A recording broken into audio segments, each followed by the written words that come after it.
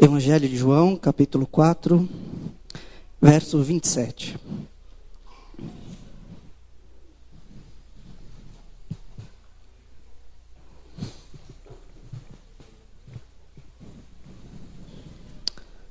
Vamos ler?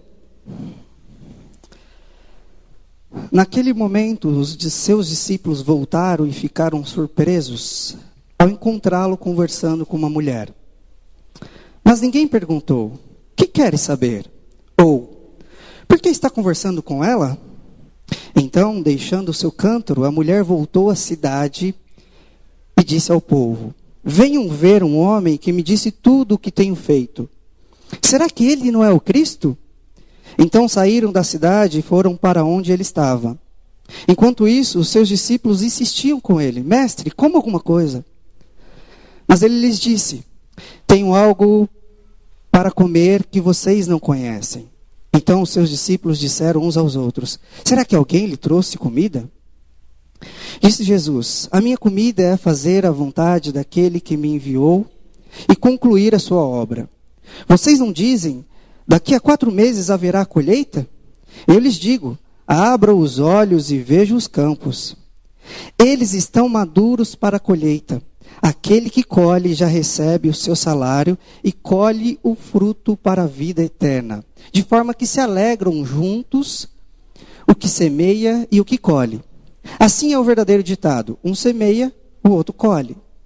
E eu os enviei para colherem o que vocês não cultivaram. Outros realizaram o trabalho árduo, e vocês vieram a usufruir do trabalho deles." Verso 39. Muitos samaritanos daquela cidade creram nele por causa do seguinte testemunho pela mulher: "Ele me disse tudo o que tenho feito." Assim, quando se aproximaram dele, de Jesus, os samaritanos insistiram em que ficasse com eles e ele ficou 2 dias. E por causa da sua palavra, muitos outros creram. Por causa da palavra de Jesus, muitos outros samaritanos creram. E disse-lhe a mulher: "Agora cremos não somente por causa do que você disse, pois nós mesmos ouvimos Jesus e sabemos que este é realmente o Salvador do mundo." Abaixe sua cabeça, vamos orar. Querido Jesus, nós te agradecemos pela tua palavra. Pai, nós somos feitos de barro, todos nós carecemos da tua palavra e do ministério do teu Espírito Santo.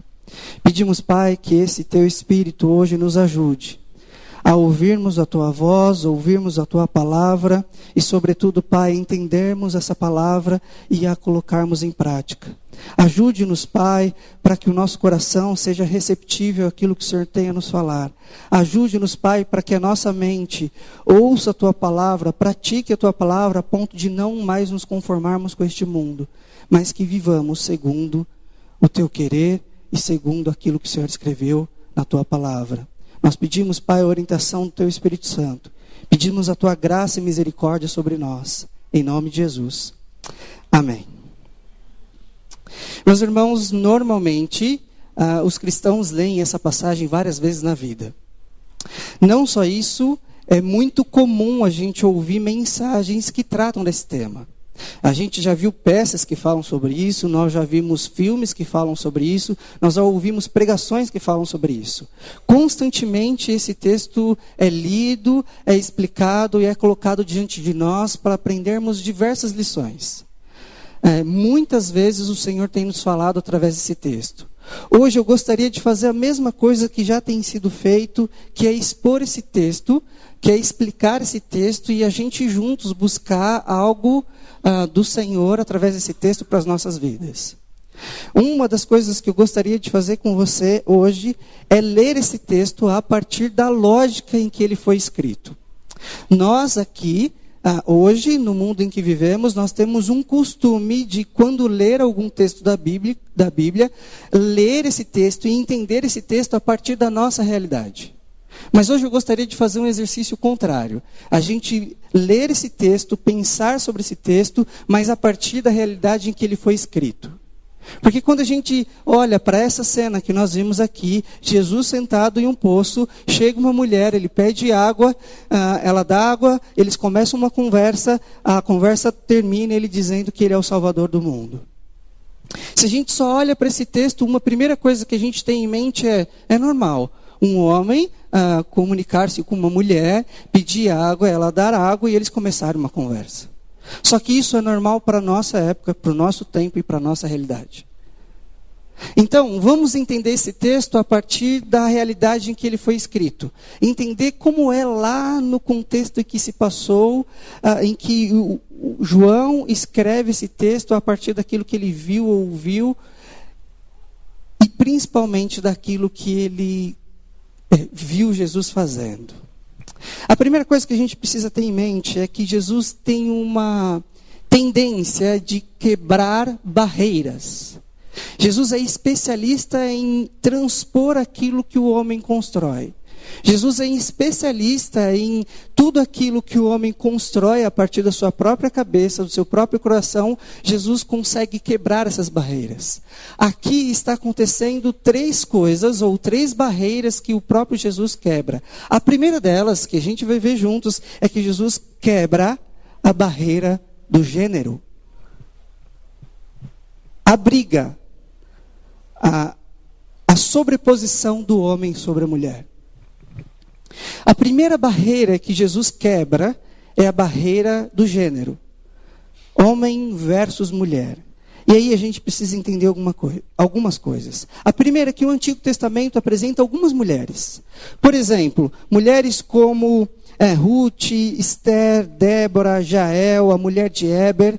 Mas, mesmo que no Antigo Testamento Deus usa e separa mulheres para fazer coisas extraordinárias na história, quando chega o Novo Testamento, quando chega a época de Jesus, os homens, os judeus, os israelitas já não mais tinham essa visão das mulheres.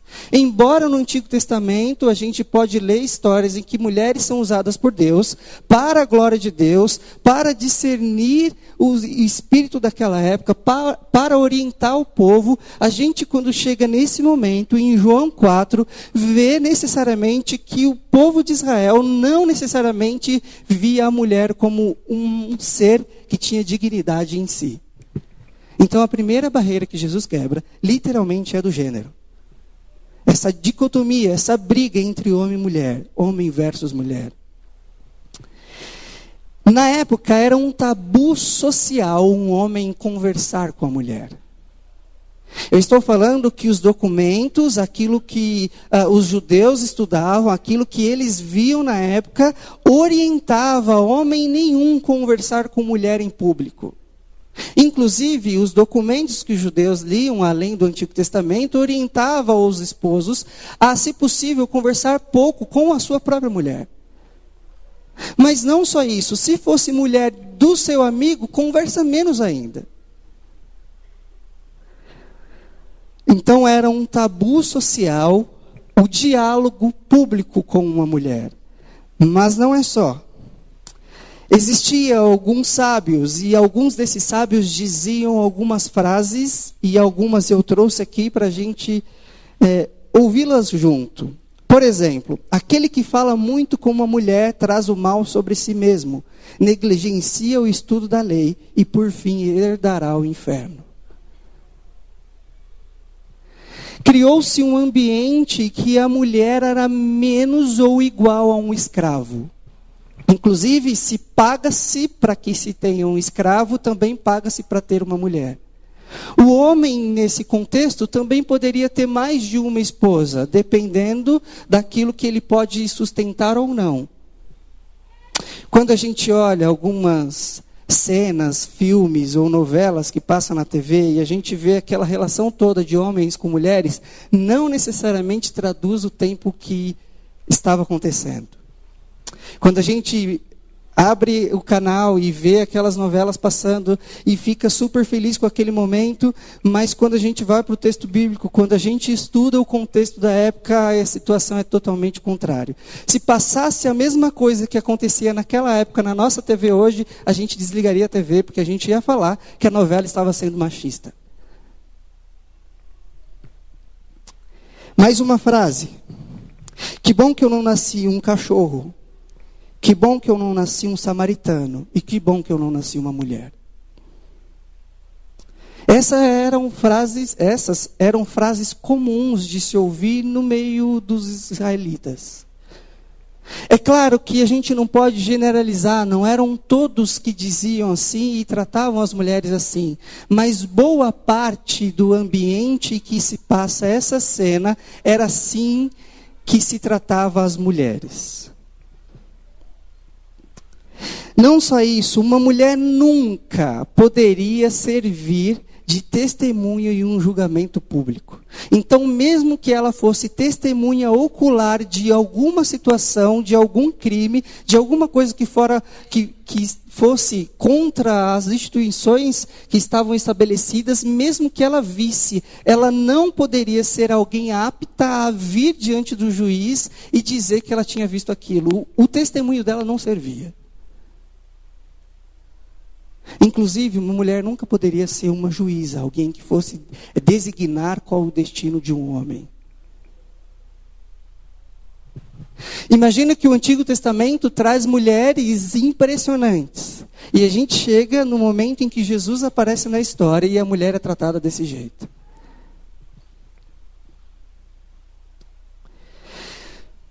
Além do templo, também existia o que a gente chama, ou que era chamado de sinagogas. Sinagogas, ao contrário do templo, é o lugar em que se ensina. Então, é onde faz a reflexão sobre a lei.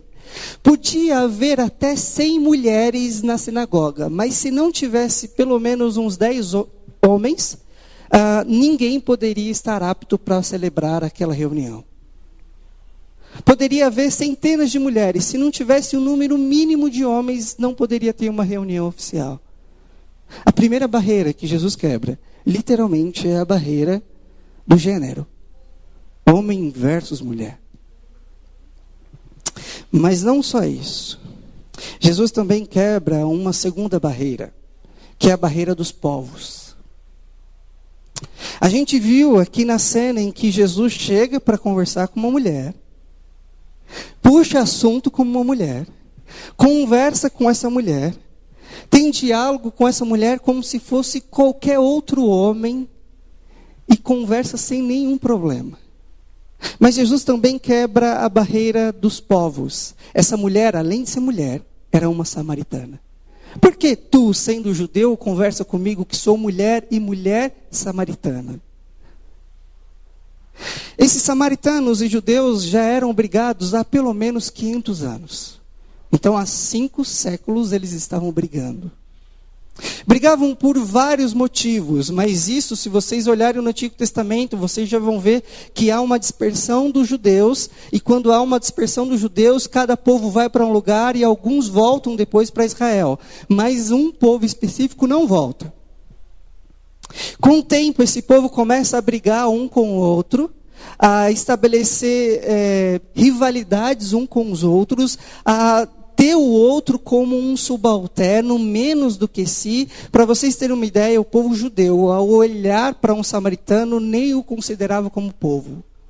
Eles olhavam para essas pessoas e diziam, os samaritanos sequer têm valor. Por isso a frase, ainda bem que eu não sou um cachorro, um samaritano e uma mulher.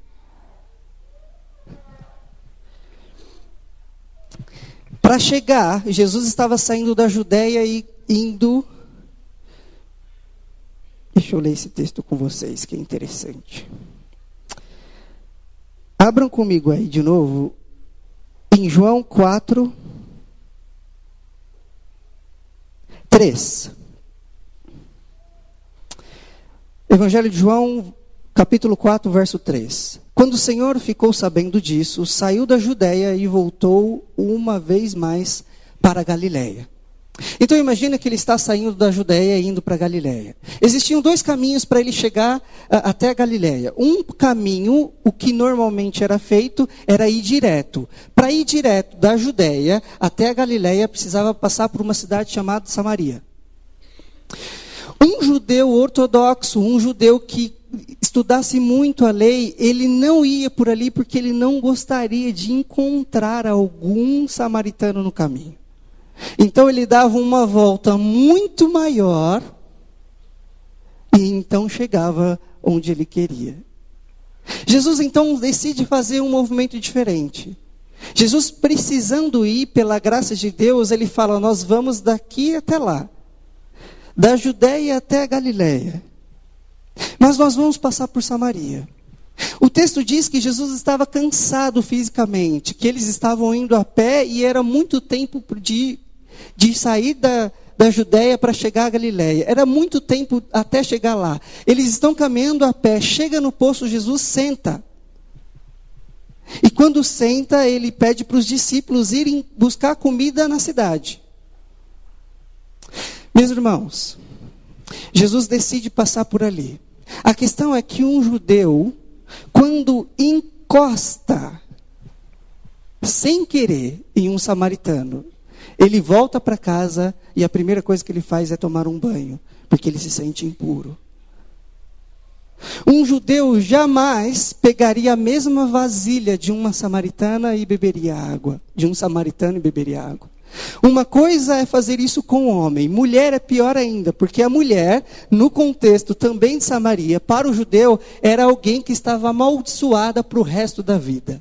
Então nunca um homem deveria encostar ou pegar algo que um samaritano encostou. Nós estamos falando que a segunda barreira que Jesus rompe, que ele derruba, é a barreira da rivalidade entre os povos. Jesus então decide passar por Samaria, e quando chega em Samaria, senta num poço, puxa assunto com a mulher. Deixa eu te falar como é que tinha que acontecer normalmente. Se eu sou um homem e eu estou sentado aqui no poço, detalhe, já era meio-dia. O sol raiando. Nenhuma mulher ia pegar água sozinha. E ela estava sozinha. Nenhuma mulher ia buscar água ao meio-dia. Ia ou pela manhã ou no final da tarde. Mas ela está sozinha. Ou porque ela não queria estar com alguém, ou porque, e é muito provável, as pessoas não gostariam de estar com ela. E a gente já vai descobrir o porquê. Mas ela estava ao meio-dia pegando água naquele poço, Jesus está sentado. Quando essa cena aconteceria em qualquer outro ambiente, o homem que está no poço teria que se afastar 6 metros do poço. A mulher então olharia que ele estava longe, ela ia se aproximar, pegar água e ir embora. Jesus fica sentado. Mas Jesus não só fica sentado naquele lugar, como ele também decide puxar assunto. E quando ele puxa assunto, a primeira coisa que ela fala: por que você está falando comigo? Eu sou uma mulher. Detalhe, você é judeu, eu sou samaritano. Por que você está falando comigo? Jesus fala: a sua história está mudando e você não está nem percebendo.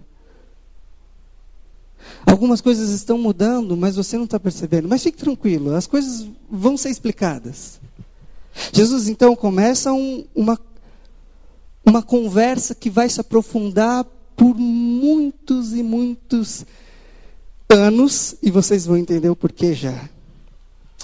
Mas essa rivalidade entre o povo judeu e os samaritanos também tinha uma implicação, que era a seguinte: toda vez que algum judeu resolvia passar em Samaria para ir para Galiléia, às vezes esses grupos de viagem de Israel se encontravam com grupos de pessoas que eram samaritanos.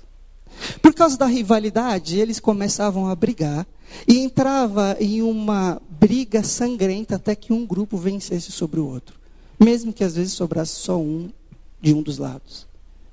Não só isso, uma vez específico, e a história conta isso, é que os samaritanos, revoltados com o povo judeu, entra um dia antes da festa da Páscoa, pega ossos humanos e espalha no templo. Para um judeu, encostar em alguém morto é o sinal de impureza. Os samaritanos, para irritá-los, pega ossos humanos e espalha no templo um dia antes de uma das principais festas, a Páscoa. É claro, foram 500 anos de brigas, de desavenças e de rivalidades. Mas o que Jesus faz? Rompe a barreira dos povos. Mas não para aí. Jesus também rompe uma terceira barreira. A barreira da adoração no templo versus vida de adoração. A conversa vai aprofundando entre Jesus e a mulher samaritana. Ela percebe a princípio que ele é um homem que oferece uma água que ele não tem condições de pegar. Peraí, você está falando, Jesus, ou seja lá quem você seja, que você consegue pegar água? Você por acaso é maior do que Jacó, que construiu esse poço? Você sequer tem um pote para pegar água? Você sequer tem um balde para pegar água? Não, mulher, você não está entendendo. O que eu estou falando é a água da vida. É água que acaba com a sede da alma. É água que acaba com a sede do espírito. É água que renova todas as coisas. Ela fala, então, se você tem essa água, me dê de beber. Me dá essa água. Ok, vá e chama o seu marido. Não, eu não tenho marido. Você disse muito bem. O que você tem já é mais do que o seu povo poderia ter. O que você tem vai além daquilo que é especificado para o povo. Você se casou várias vezes. Veja que você é um profeta. Se é profeta, ela não quer mais falar da situação dela, porque o profeta revelou o pecado dela. A tarefa do profeta no Antigo Testamento é exatamente essa, é falar para o povo, você está errando nisso e nisso, corrija-se, volte para o Senhor. Então Jesus vira para ela e fala, olha, você está vivendo uma vida que desagrada o Deus de Israel, como pode você viver assim? Ela fala, eu vejo que você é um profeta. Só que quando disse isso, ela rapidamente muda de assunto, porque ela não quer expor mais ainda a sua própria vida. Então ela fala, olha, o seu povo diz que a gente tem que adorar em Jerusalém. O meu povo diz que a gente tem que adorar aqui. Um templo que a gente fez na cidade de Gerizim. O meu povo fica constantemente brigando com o seu. Gente, para um judeu só existia um lugar de adoração. Só um. Jerusalém. No templo em Jerusalém, lá podia-se fazer sacrifícios, lá podia-se fazer adoração. Fora de lá só tinha sinagogas, que nas sinagogas se estudava a lei, o Antigo Testamento. Mas o que ela está falando é, você diz que tem que adorar lá em Jerusalém, o seu povo diz que tem que adorar lá, e o meu povo diz que eu tenho que adorar aqui. Uma das razões que esses dois povos brigavam era justamente isso. Porque o judeu falava, como é que pode você, o seu povo, fazer um outro templo para adorar, sendo que a gente já tem o templo para adorar? Deus não pode aceitar isso. Ela pergunta para Jesus, e Jesus vira e fala assim, olha, é de verdade que meu povo diz isso. Mas chegará um tempo, e chegou, em que Deus, sendo Espírito, busca agora aqueles que o adorem em Espírito e em verdade. Não mais em templos, não mais adoração no templo, mas uma vida de adoração. A conversa continua. Os discípulos chegam. E ao chegarem, eles fazem a seguinte pergunta entre si.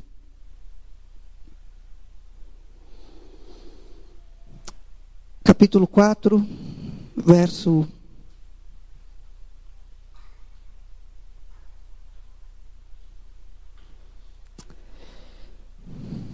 27. Mas ninguém teve coragem de perguntar. O que queres saber? Por que você está conversando com essa mulher? Os discípulos sabiam que a rixa, a rivalidade entre os povos existia. Os discípulos sabiam, e sendo também judeus, sabiam que eles não poderiam se relacionar facilmente com alguém que fosse samaritano. Inclusive, os discípulos também sabiam que era proibido os judeus aceitarem a conversão de um samaritano ao judaísmo. E os discípulos então fazem a seguinte pergunta: o que queres saber? Deixa eu explicar essa pergunta no contexto do Oriente Médio. Lembra quando a gente está em uma briga e chega um amigo nosso, e ele fala assim, o que está pegando aí? O que está está pegando aí? O que você quer que eu faça? É exatamente isso que os discípulos estão fazendo. Mas eles não tiveram coragem de perguntar. Eles queriam fazer isso. Tipo, Jesus, por que você está conversando com essa mulher? O que está pegando? Você quer que eu atire daqui? Você quer que eu faça alguma coisa? Mas eles não tiveram coragem de fazer essa pergunta. Eles apenas pensaram sobre isso. Por que é que Jesus está conversando com essa mulher? E aí quando a gente olha que Jesus rompe 3 barreiras. A barreira do homem versus mulher. A barreira dos povos entre judeus e samaritanos. E a barreira da adoração no templo versus vida de adoração. A gente entende que Jesus também nos ensina 3 barreiras que a gente deve quebrar. 3 barreiras que a gente deve colocar por terra em nossas próprias vidas. 3 barreiras que, assim como ele fez no contexto dele, na realidade dele, a gente também deveria fazer.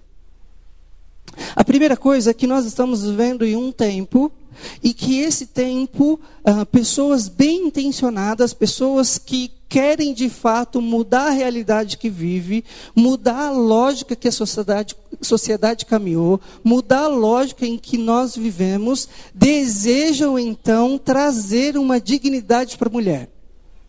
Essas pessoas então começam a lutar por direitos, começam a se manifestar, começam a manifestar publicamente, começam a lutar a favor dos direitos das mulheres. Nós estamos vivendo esse tempo, um tempo em que o feminismo está ganhando forças brutais. Um tempo em que o feminismo está ganhando mídia. Um tempo em que se discute isso o tempo todo. Inclusive, pessoas perdem a amizade por causa dessas brigas. Essas mulheres e homens estão bem intencionados. Ao contrário desse público, também existe aquilo que a gente sempre viu nas igrejas, nas instituições e em qualquer outro lugar. Homens que de fato sobrepõem-se sobre a mulher. Homens que tratam as suas esposas e outras mulheres de forma que Deus repugnaria. Homens que têm e olham para as suas mulheres de forma que é contrária à vontade de Deus.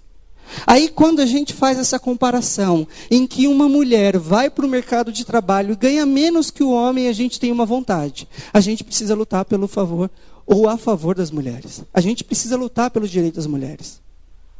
A questão é, será que o que o movimento feminista diz hoje tem a ver com o que a palavra diz para a gente fazer? A segunda coisa, será que a forma que a gente vive com as nossas esposas, com as mulheres da nossa sociedade, tem a ver com o que o texto bíblico diz para a gente fazer e ser? Essas duas perguntas precisam circundar a nossa cabeça e mexer conosco, mas a gente precisa sempre ver essas situações a partir do texto bíblico. Porque muitas vezes a gente está confessando uma fé pública, a gente vem à igreja, diz que ama o Senhor, mas quando a gente chega em casa, o nosso trato com uma mulher não é digno da fé que a gente confessa. Eu estou falando isso porque eu cresci em um ambiente, não na minha casa, mas em um ambiente eclesiástico, em que eu ouvia pastores pregar em cima de um púlpito e quando chegava em casa agredia as esposas. Eu estou falando isso porque quantas vezes eu vi minha mãe suprindo as necessidades financeiras dentro da minha casa e as coisas irem muito bem. Eu estou falando isso porque a gente pode errar por omissão, porque a gente vê a imposição de homens sobre mulheres e não faz nada, mas a gente pode errar por excesso, de entrar por uma onda ideológica e defender coisas que a Bíblia também não defende. Tony, o que é que a gente precisa fazer então? É que a Bíblia apresenta uma diferença clássica entre homem e mulher. A primeira coisa que a gente precisa ter na cabeça é que homem e mulher são criados à imagem de Deus da mesma forma. Homem e mulher têm a mesma dignidade perante o Senhor.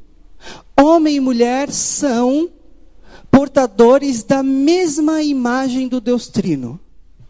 Então, só por esse fato, não poderia ser possível homens se imporem sobre mulheres, nem tratá-las de forma que seja injuriosa.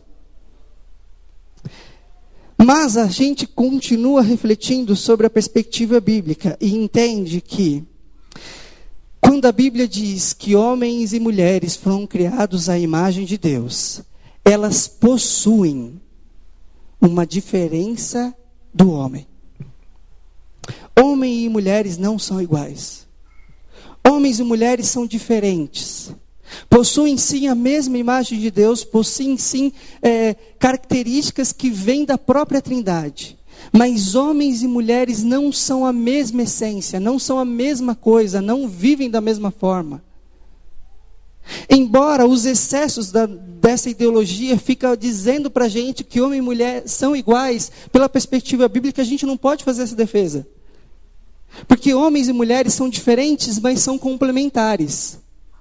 Um está para a ajuda do outro. Inclusive, na Bíblia, no Antigo Testamento, diz que a mulher é a ajudadora do homem.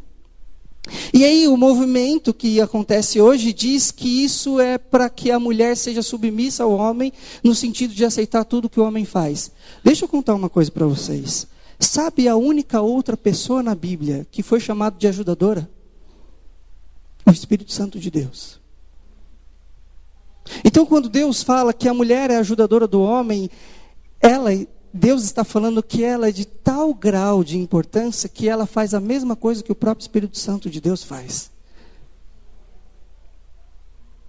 Então, essa defesa que se tem hoje, que diz que o homem é igual à mulher, porque a Bíblia, porque o Evangelho, porque o cristianismo menospreza a mulher, acho que o texto bíblico diz outra coisa.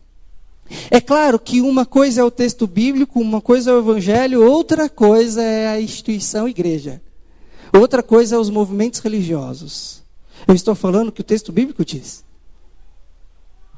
Nesse sentido, meus irmãos, é inaceitável que a gente permaneça com a barreira de homem e mulher, em que o homem se sobressai sobre a mulher, e que tem a mulher como uma pessoa que seja subalterna a ele. Se um cristão, dizendo que ama o Senhor, dizendo que tem o próprio Cristo como Senhor e Salvador de sua própria vida, não trata as mulheres tendo a plena convicção que nela há a imagem de Deus, ele é um hipócrita. Ele não é cristão. E a gente continua. Jesus rompe a barreira clássica entre homem versus mulher. Ele rompe aquilo que estava no status quo, aquilo que acontecia normalmente, aquilo que era comum acontecer. Jesus rompe com isso e nos ensina que nós hoje devemos sim não deixar com que a normalidade, a imposição sobre homens em cima de mulheres continue acontecendo, mas que os cristãos estejam na ponta da frente, na defesa sim, que as mulheres sejam tão dignas e tratadas com dignidade assim como o homem é. Mas que isso comece dentro das nossas casas, que isso comece com você e comigo, que isso comece no trato aqui dentro da igreja, e que isso seja manifestado na nossa cidade onde a gente vive. Não é concebível também um cristão entrar numa onda ideológica e, ao entrar numa onda ideológica, eliminar as diferenças entre o homem e a mulher. Não é possível fazer isso. Então a gente precisa olhar para o próprio Jesus, a gente precisa olhar para esse contexto e falar assim: Deus, como é que eu ajo nesse tempo que a gente está vivendo? Deus, como é que eu me posiciono frente a essa briga que está acontecendo na mídia? Deus, como é que eu me posiciono como crente, como cristão, diante daquilo que a sociedade diz que é diferente ou que é igual? Deus, como é que eu olho para a minha esposa? Deus, como é que eu olho para as mulheres da minha sociedade? Deus, como é que eu olho para as mulheres? O que Jesus fez foi romper com a barreira de diferença, daquela imposição maldita que existia. E é isso que ele está nos ensinando hoje. A segunda barreira que Jesus quebra é a barreira dos judeus versus samaritanos. E aqui o que a gente aprende é que a gente precisa quebrar uma barreira dos cristãos versus os não cristãos. Os judeus tinham a convicção que eles eram homens separados por Deus, um povo separado por Deus para falar e tinha do próprio Deus e para manifestar aquilo que Deus é entre todos os povos. Eles estavam certos quando olhavam para si mesmos e tinham a convicção que eles eram o povo escolhido. A questão, meus irmãos, é que de tanto acharem isso, eles começaram a recriminar os outros povos. Eles começaram a deixar os outros povos de lado. Eles deixaram e disseram que aquilo que eles tinham, o amor que eles receberam do Pai, a escolha que eles receberam do Deus de Israel era a exclusividade deles. Tony, o que isso quer dizer para a gente? É que muitas vezes a gente levantou uma barreira entre cristãos e não cristãos. Às vezes a gente confessa ser cristão, e porque nós somos cristãos, salvos pela misericórdia e graça do Senhor somente, a gente se acha melhor do que quem não é, como se fôssemos diferentes. Enquanto o próprio Jesus rompe com a barreira daquele povo, que um povo passou séculos brigando com outro povo, Jesus acaba com essa história. Nós cristãos estamos levantando barreiras, dizendo que nós somos superiores a quem não é cristão, como se nós fôssemos não tão pecadores quanto eles. Tony, nós somos salvos por Jesus, nós somos perdoados, glória a Deus por isso, mas isso tem a ver com a graça de Deus, com a escolha de Deus, com a misericórdia de Deus. O que eu quero dizer, meus irmãos, é que muitas vezes a gente faz isso intencionalmente. Eu vou te explicar como. Nós somos salvos pela graça e misericórdia de Deus. Mas a gente se esquece de falar do Evangelho para outras pessoas. E o simples fato de calar, a gente já confessa que nós somos melhores do que eles. Quando a gente não abre e não compartilha o Evangelho com as outras pessoas, nós já dizemos que nós somos melhores. Quando a gente deixa de compartilhar a fé que a gente confessa, aquilo que o próprio Cristo fez conosco, a gente deixa de falar para as pessoas. Às vezes a gente até escolhe, eu devo falar para esse aqui eu não vou falar porque eu não gostaria. Esse aqui não é digno de ouvir o Evangelho. Esse aqui é muito mau. Como se nós fôssemos bons. Jesus então rompe com uma barreira que já acontecia há centenas de anos. E Ele nos ensina hoje a ensinar e falarmos sobre o Evangelho e derrubarmos todas as barreiras que nos impedem ou nos faz diferente de outras pessoas. Mas não para aqui. Muitas vezes a gente confessa ser cristão e esquece da missão do próprio Jesus que a gente confessa a fé. O povo de Israel tinha se esquecido daquilo que tinha acontecido. O povo de Israel sabia que tinha sido escolhido pelo próprio Deus. E sabendo que tinha sido escolhido pelo próprio Deus, esqueceu que a tarefa do povo de Israel era ser bênção para todas as nações. Ele se esquece que a promessa que tinha acontecido para Abraão era que a partir desse povo, todos os povos da terra seriam abençoados. E nós nos esquecemos disso também. Nós somos o novo Israel de Deus, o povo escolhido de Deus, e nós nos esquecemos que nós somos chamados para sermos bênçãos às nações, para sermos bênçãos aos nossos vizinhos, para sermos bênção em nossa própria casa, para sermos bênção em nossa família. Nós nos esquecemos e estamos erigindo, construindo um muro entre nós e aqueles que ainda não confessam a nossa fé. É simples. Quantos aqui têm amigos que pertence a outras religiões? Quantos aqui têm amigos que frequentam religiões afro-brasileiras? Eu cresci em igrejas que dizia que eu não poderia passar perto de pessoas assim. E nós estamos diante de Jesus, que rompe todas as barreiras e se senta, e puxa a conversa, e fala, e ensina, e conversa. Mas nós aprendemos que nós não deveríamos ter relacionamento com pessoas que não são cristãs. E se for de religião afro-brasileira, então não devemos nem passar perto. Meus irmãos, nós construímos muros de divisão entre nós e quem não confessa a nossa fé. E nós nos esquecemos que a missão do próprio Jesus é reconciliar pessoas que não têm a nossa fé com o próprio Pai. O que nós estamos esperando muitas vezes é que o próprio Jesus venha e fala da fé para o nosso vizinho.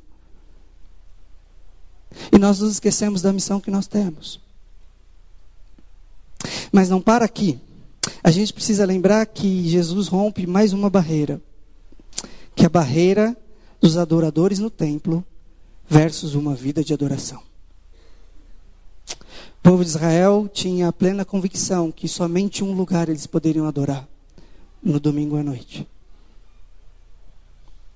Eles tinham a plena convicção que eles, por serem um povo escolhido e pela manifestação de Deus ser no templo, somente lá no templo eles poderiam adorar. Então lá eles iriam para fazer os seus sacrifícios, para pedir perdão ao Senhor e para fazer adoração.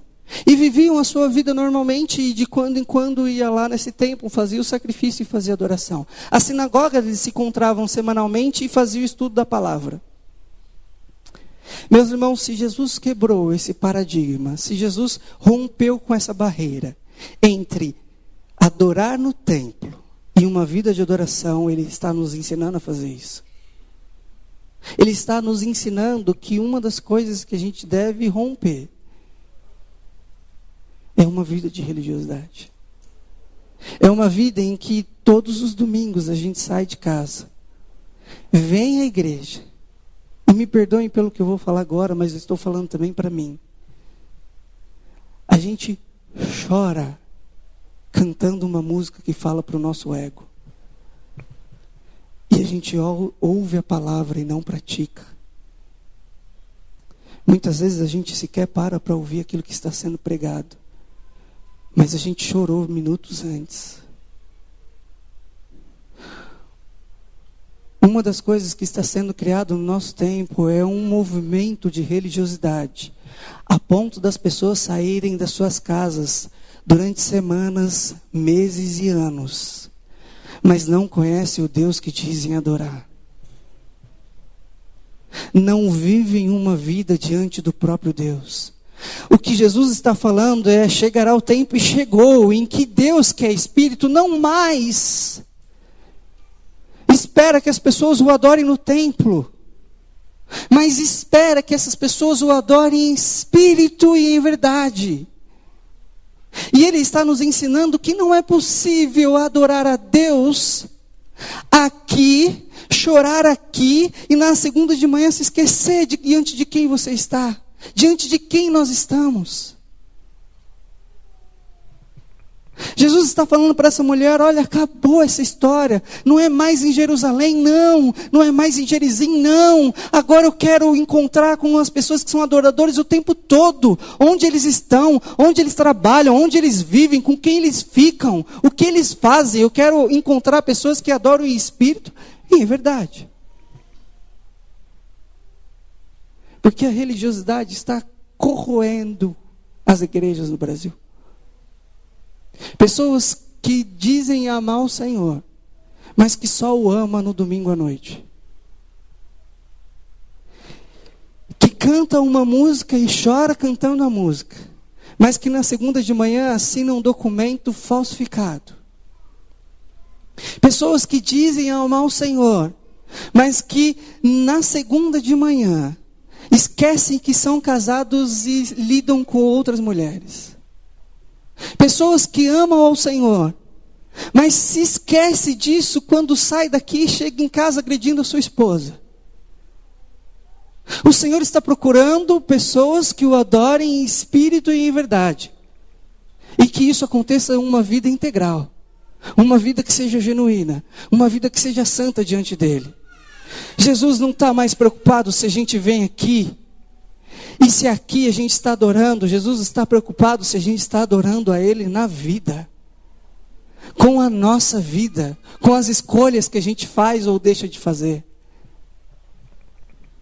Jesus então rompe a barreira da adoração no templo e estabelece então uma lógica de vida de adoração. O Senhor está falando conosco, e quando isso acontecer, algumas coisas irão mudar. Nós temos praticamente 45 milhões de evangélicos no Brasil. E é muito possível que esses evangélicos tenham se esquecido da perspectiva bíblica do feminino e do masculino. É muito possível que 45 milhões de evangélicos no Brasil, ou boa parte desse número, tenha esquecido daquilo que Deus diz sobre adoração. É muito possível que essas pessoas, esses 45 milhões de evangélicos no Brasil, tenham se esquecido que eles estão estabelecendo muros entre cristãos e não cristãos. E o Senhor está nos chamando. O Senhor está nos chamando para um tempo em que a gente viva genuinamente diante dEle. O Senhor está nos chamando para que a gente viva verdadeiramente diante dEle. O Senhor já está cansado e talvez esteja chegando no limite daquilo que é uma vida religiosa. Jesus, quando se encontrava com alguém que não era cristão, ele anunciava o evangelho do reino. Jesus, quando se encontrava com alguém que era religioso, dizia: sepulcro caiados, bando de religiosos safados. Vocês estão vivendo e vocês não entram no reino e impede os meus filhos de entrarem no reino. Jesus se encontrava com alguém que não era cristão e ensinava o evangelho do reino. Se tem uma coisa que Deus detesta, é religiosidade. Se tem uma coisa que Ele está louco para acabar, é a religiosidade. Meus irmãos, se você e eu, se nós estamos aqui hoje e ainda há sinais de religiosidade em nós, o Senhor está falando conosco. Se ainda há sinais de religiosidade, se ainda agimos a partir da religiosidade, o Senhor está nos falando hoje. Só que pensa uma coisa comigo, quando a conversa acaba, Jesus termina a conversa, os discípulos chegam, a mulher sai e deixa a água que ela tinha ido buscar. Ela também não vai chamar o marido que Jesus pediu para chamar. Ela vai para a cidade. E começa a falar: vem ver, porque alguém falou como eu sou. Porque Deus está denunciando os meus ídolos. Porque Deus está falando da minha religiosidade. Porque Deus está mudando o meu coração e está me dando uma água que transforma a vida. Vem comigo porque vocês precisam ter acesso a esse Deus. Vem comigo porque vocês precisam ter acesso a esse Salvador. Vem comigo porque vocês precisam conhecer esse que transforma da água para o vinho. E algo extraordinário acontece. Aquelas pessoas que estavam ouvindo do Evangelho, a partir de uma mulher samaritana, começam a se converter. Vai até Jesus: Jesus, você precisa ficar aqui mais um tempo. Você precisa falar para a gente aquilo que o Senhor fez na vida dessa mulher. Então pessoas começam a se converter e a gente se esqueceu que essa mulher samaritana não judia é a primeira evangelista da Bíblia. Não foram os discípulos, foi ela.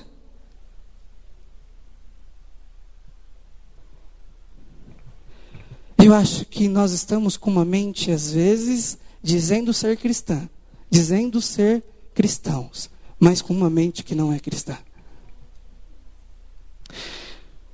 Meus irmãos, o que está acontecendo na vida dessa mulher é o que o Senhor quer fazer nas nossas vidas. O que essa mulher passou é o que o Senhor deseja que a gente passe. É pessoas que são religiosas como nós somos. São pessoas que são desgraçadas como nós somos. São pessoas que mesmo tentando fazer o que é certo, erram como nós erramos. Só que essa mulher, quando se encontrou com um Salvador, teve a vida mudada. E é assim que Ele quer fazer com a gente.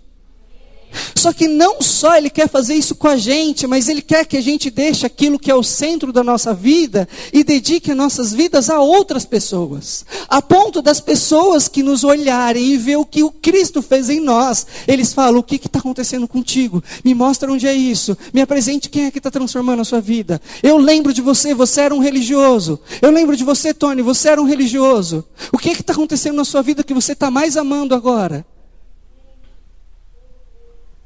Mas essa mulher, se vocês se lembrarem, ela foi ao meio-dia no poço e sozinha.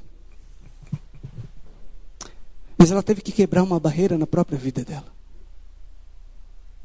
A barreira da vergonha, a barreira de ser retalhada, a barreira de ser humilhada, a barreira de falar diante de homens que não aceitariam o que ela dizia, a barreira de não ser aceita porque ninguém aceitava o testemunho de uma mulher. Mas ela falou assim: o que Jesus fez por mim não é muito mais do que vocês podem fazer. O que Jesus fez por mim é muito mais do que o que a turma da minha faculdade pode me retalhar. A minha postura diante de quem eu me encontro é muito maior do que aqueles que estão no meu trabalho podem fazer contra mim. A minha postura ética, porque eu me encontrei com Jesus, é muito maior do que um trabalho seu ter ou não ter. A minha postura, porque eu me encontrei com Jesus, vai ser digna porque eu encontrei com Jesus. E o que Jesus está falando hoje para a gente é que a gente precisa parar de ser aquilo que Ele não deseja para nós. O que Ele está falando para a gente hoje é que a gente precisa parar de falar aquilo que nós não somos. 45 milhões de evangélicos que fazem pouquíssima diferença na nossa nação. Uma bancada evangélica que mais envergonha o cristianismo do que anuncia a paz. Meus irmãos, o Senhor está falando conosco. Talvez tenha chegado o tempo em que a gente precisa chorar na música, mas também chorar ouvindo a palavra do Senhor. A gente talvez esteja em um tempo que o Senhor esteja bradando dos céus: chega de religiosidade, porque a minha ira está chegando num ponto que não dá mais. E eu preciso repetir esse texto, que um dia as pessoas chegarão diante do Senhor, e ao chegar diante do Senhor, eles terão a plena convicção que passarão a eternidade com o Senhor. Mas o Senhor vai dizer que não o conhece. Deus, mas eu preguei no seu nome, eu expulsei demônios, eu fui à igreja todo domingo, eu cantei, eu preguei, eu fiz tudo aquilo que me pediram, eu levei os alimentos. Eu não te conheço, afasta de mim. Senhor, nos livre disso. Mas para um povo que o Senhor vai olhar e falar: vem cear comigo a eternidade, porque vocês cuidaram de mim quando vocês cuidaram de um dos pequeninos. Vocês cuidaram de mim quando vocês quebraram e destruíram o muro da inimizade. Vocês quebraram e cuidaram de mim quando vocês cuidaram das mulheres da cidade de vocês. Senhor, nós te agradecemos pela tua palavra. Obrigado, Pai. Nós nos arrependemos. Tenha misericórdia de nós, Pai. Ajude-nos a vivermos como teu Filho Jesus. Ajude-nos a vivermos para o Senhor. Quebra o nosso coração, Pai. Muda a nossa mente. Não nos deixe sermos iguais a esse povo. O povo que não te ama. O povo que vive, Senhor, contrário à sua vontade. Ajude-nos, Senhor. Ajude-nos. Trata o nosso coração, Pai. Nós nos arrependemos diante do Senhor. Nós clamamos, Pai, por uma renovação do Senhor. Nós pedimos, Pai, a tua graça sobre nós, a tua misericórdia sobre nós. Ajude-nos, Pai. Ajude-nos, porque sem ti nós não conseguimos fazer nada. Ajude-nos, Pai, a termos um coração que agrada o Senhor. Tira, Senhor, esse coração de pedra. Tira esse coração de pedra, Pai.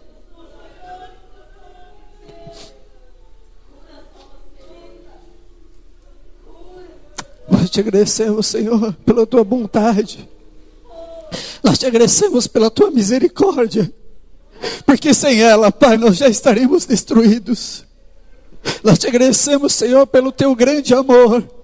Porque é Ele que tem nos sustentado nesses dias maus. Ajude-nos, Pai, a vivermos para Ti, somente para Ti. Ajude-nos, Pai, a amarmos o Senhor sobre todas as coisas. Ajude-nos, Pai, a amarmos a Ti sobre todas as coisas, sobre os nossos bens, sobre a nossa própria vida, sobre o nosso bem-estar. Ajude-nos, Pai, a amarmos a Ti sobre todas as coisas. Ajude-nos, Pai, a amarmos o próximo como nós amamos a nós mesmos. Ajude-nos, Pai, a vivermos para a Tua glória. Cuida do nosso coração, Senhor.